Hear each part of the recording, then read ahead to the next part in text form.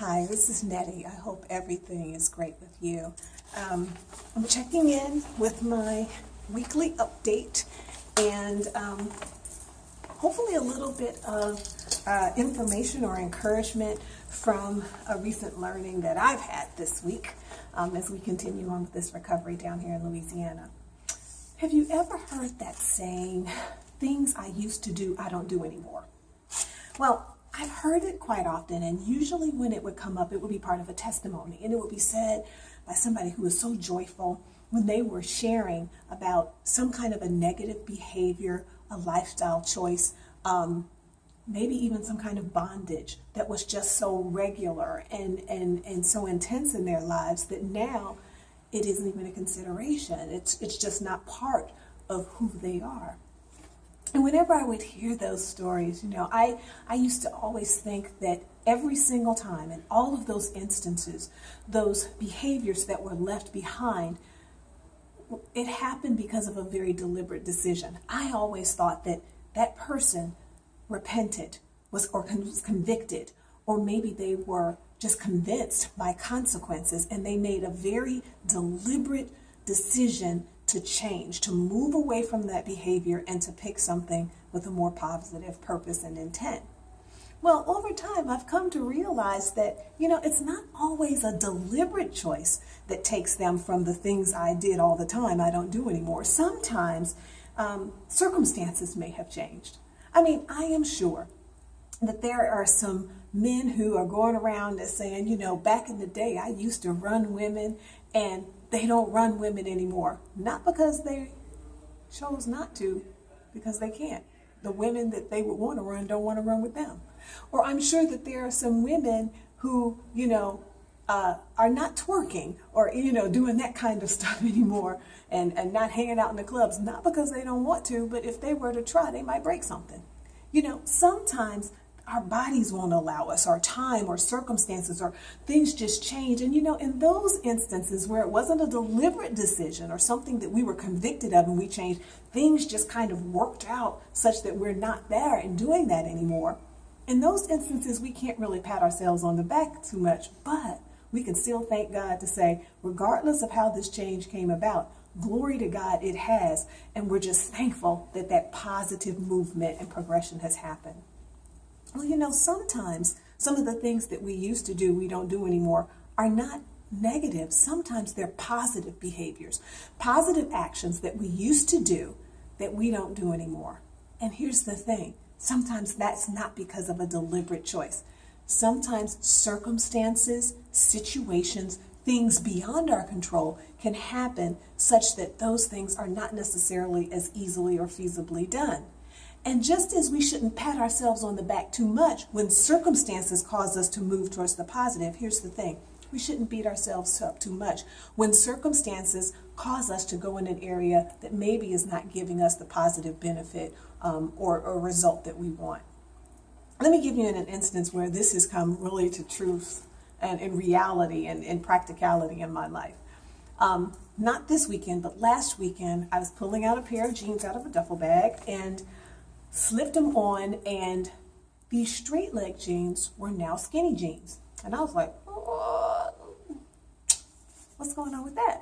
Because they were not skinny jeans. I didn't buy skinny jeans. Why are they fitting like this? Now, I wasn't tripping, but it was just some feedback. And I said, I'm not really happy with this. Let's go on ahead and make some changes. Because here's the thing. I realized, and it just came to a crystal focus, that many of the things that I used to do, positive things, my healthy habits, just part of how I am and how I conduct myself as it goes into temple care, I was not doing anymore or as regularly. Let me give you a couple of examples. I typically weigh myself every day. It's not a rule or anything like that. To me, it's kind of like just brushing my teeth. It's that immediate feedback. I hop on the scale, I look at it, and if the scale moves in a direction outside of something that I'm happy with, I kind of subconsciously make slight adjustments during the day, and it's kind of how I keep myself in line. It's just one of those feedback aspects. Y'all, I don't even know where my scale is. I don't know if it was destroyed or if it was saved and is packed up someplace. So needless to say, I haven't been weighing myself for the past, almost going on maybe a month and a half. I typically eat foods very close to the way God put them here. A lot of natural foods, and I cook a lot. I enjoy cooking, and it's just part of how I fit things in. But my circumstances are such that that has not been possible on the regular. And I'm doing a lot of eating in a car because I'm staying with family, and then in Baton Rouge, and I'm usually spending time in Denham Springs at the home and running the kids around and back and forth. Now they're in school. At home, we don't have running water, nothing to cook with. So my food choices have been different. I haven't been eating buck wild crazy, but certainly more processed foods, certainly more sweets than I normally do. Things I used to do, I'm not doing anymore or as regularly. A couple more. I exercise pretty regularly. That had pretty much fallen by the wayside, although I'm doing a ton of manual labor with the house. My intentional exercise has not been quite as regular. And so when you add all of those things up, along with just what I realized too was also just that normal female bloat that happens periodically, when I pull those jeans on, I was like, this is not going to be.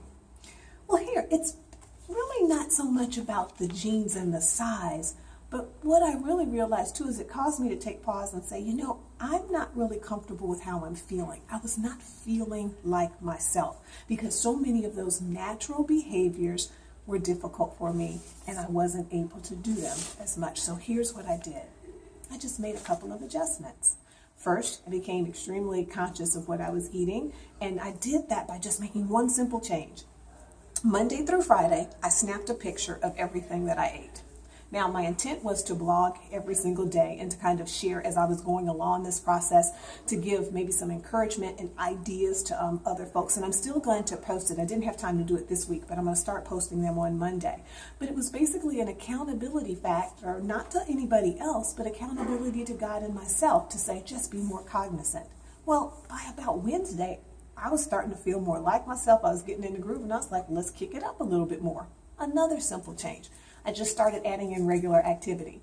I sat and said, there's nowhere I can fit it in during the day. I mean, literally, I am running from when we were running out the house until late at night, and I said, it's just not going to fit. So what I did is I started to get up earlier. I'm a night owl, not an early bird, but thank you, Jesus, nothing but the Lord. I was getting up at 4:30 in the morning, and I would go and do a workout. Now, not a long workout. I had tried running a couple of days, and that just wasn't fitting and it wasn't effective. What I'm doing is a short, high-intensity progressive workout that boosts my metabolism and keeps metabolism burning higher throughout the day. So I'm getting a lot of impact and a lot of benefit from a short period of time. And that has worked really well. Can I tell you, just between those two things, because I devoted it as saying, I'm getting back to my temple care. I'm putting in and I'm working with what I have, and God is blessed. And by Friday, I was feeling back to myself and everything was starting to fit, back more like normal. Now, I'm sharing this not so much because it's just about the genes, but because I know that there are a lot of people that I've talked with that have felt like these past couple of weeks they've fallen off the wagon and the wagon has run them over. I know that there are people for whom that body, soul, and spirit connection, that triune nature of them, they try to put attention into all areas of that. And when one area is so, just neglected, they just feel off and they're struggling and want to get back. So I want to share some encouragement to them. But even beyond that, I'm sharing this because it's also important because I heard so many people over the past week that have said, because of how everything is just so shaken up and because so many of their habits are not necessarily helpful, that folks are starting to get sick, having to take medications or go to the doctor, having things, flare up, respiratory things, immunity is low. I've heard some who said they already had ailments that are now having more complications, that people are having issues with their body because care steps are so much more difficult and their body is reacting. But even beyond that, I see this application, and I love when God does this for me because, again, I'm slow on the uptake. When he keeps that same message over and over and over again, basically this week, I just realized I didn't like what I was seeing, and whereas I couldn't do things the way I used to do them, I could do something. I couldn't do a lot, but I had to do what I could. And when I did that, he blessed it. And God sent this message again when I went to church today. It was our church anniversary. Reverend Sam Lofton from Lafayette came, and he was the guest preacher. And his message, y'all, was maximizing your minimum. He came from Acts chapter 2, where he looked at how the early church had exponential growth under extremely trying situations and challenging times, and how God worked with that little that they had. And because they put in their due diligence, they put in some work too, but they worked with what they had, and God abundantly blessed it.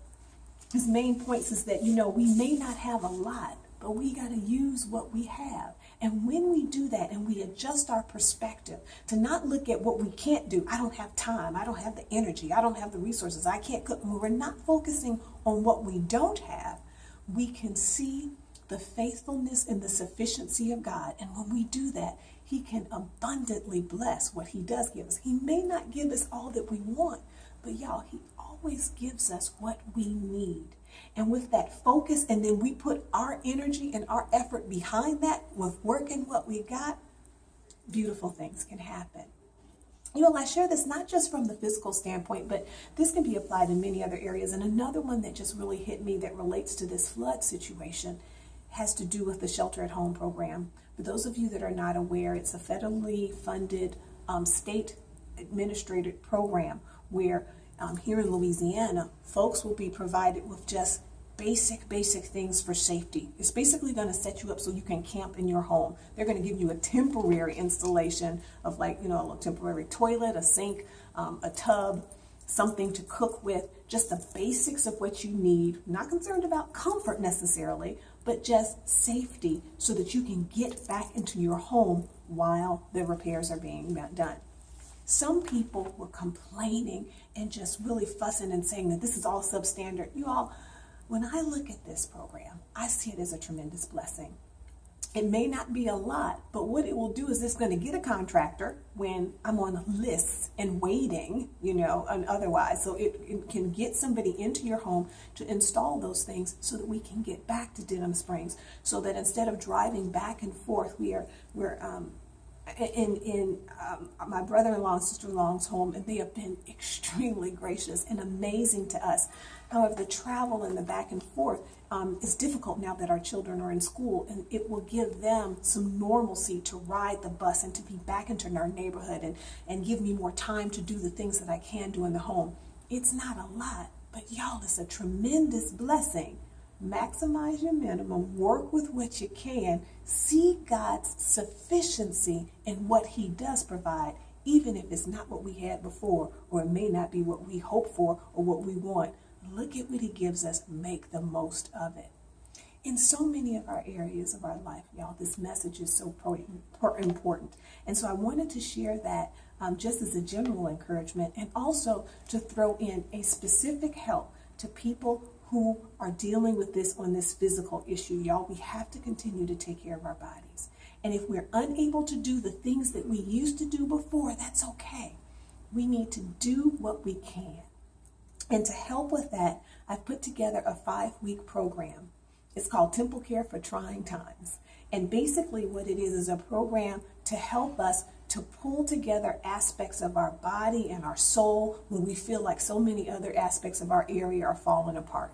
It involves very quickly, just for 5 weeks, every week you'll get 1 5-minute video. Not going to take up much of your time. Also, you get a Temple Care tip. We're going to focus on one thing per week, one simple strategic step that can help us to move towards caring for our bodies in a way that's going to improve our health and honor God. And then in addition to the tip, there will be that strategic step to put it in action. And for those that also do need accountability, there'll be an accountability group added on to that as well for support. So if you're interested in this, if you feel that you're just having a tough time putting those physical pieces together, taking care of your body and making it fit in a life that is already so busy, please do just click the link that is posted where this video is. And it'll take you to put you on an email list so that you'll be caught in the loop when more information does come out. You all, we can't always have everything as we want it, when we want it. And we may not always get what we want, but I said it a little bit earlier, God is always going to give us what we need.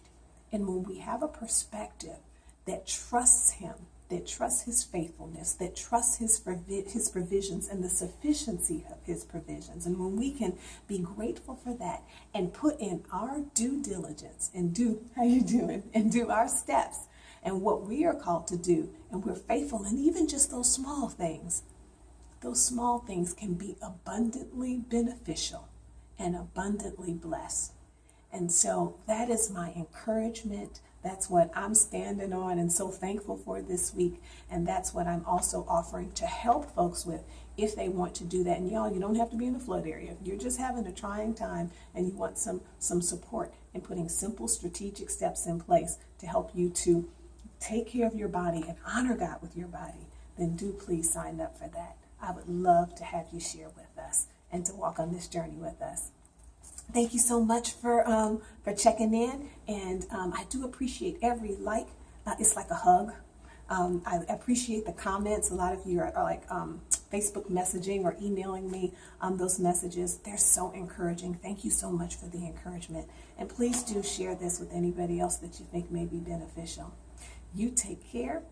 God bless. Be well. Love you. Bye-bye. This is Nettie from NettieJohnson.com.